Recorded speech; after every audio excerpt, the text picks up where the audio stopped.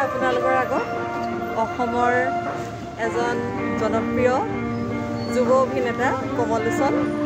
আৰু তেওঁ গোলাঘাটলৈ আহিছে হেঙুল থিয়েটাৰৰ পেণ্ডেলত অভিনয় কৰিছে কালি চিলনী নাটখন তেওঁ কৰিলে অতি সুন্দৰ অভিনয় সকলোৱে কৈ গৈছে গতিকে আমি ৰামধেনু সাংস্কৃতিক গোষ্ঠীৰ পৰা তেখেতলোকক আন্তৰিক অভিনন্দনো জনাইছোঁ সকলো একেমুখে কোৱা দেখি আমি বহুত ভাল লাগিছে তোমাৰ এক্টিং সবে মুখে মুখে আৰু প্ৰতিজনৰে ভাল হৈছে তোমাৰ কেনেকুৱা লাগিছে গোলাঘাটলৈ আহি ভালে আৰু নতুন নতুন জেগা গৈ আছোঁ ফুৰিবলৈ পাইছোঁ কৰিবলৈ পাইছোঁ নতুন নতুন মানুহ লগ পাইছোঁ ভালে লাগিছে ভাল লাগিছে ন মানে অভিনয়লৈ কেনেকৈ অহা হ'ল তোমাৰ নাই মানে এক্টিং কৰি আছোঁ যে আগতে কৰি তেনেকৈ নাটকৰ পৰাই আহিছে সেইকাৰণে ইমান ধুনীয়া মানে হেৰি ঘপককৈ অহা নাই তুমি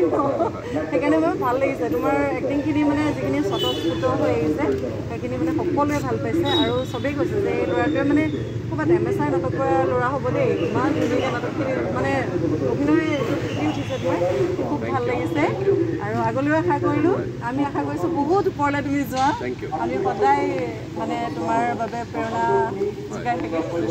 ঠিক আছে আহিবা আকৌ গোলাঘাটত Thank you.